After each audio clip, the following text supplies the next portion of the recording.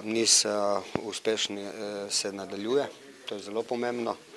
Jasno je, da bo tu pa tam prišla tudi tekma, ko ne bomo uspeli zabiti 4 gole, čeprav smo imeli lepe priložnosti pri rezultatu 1-0, da bi rezultat povišali.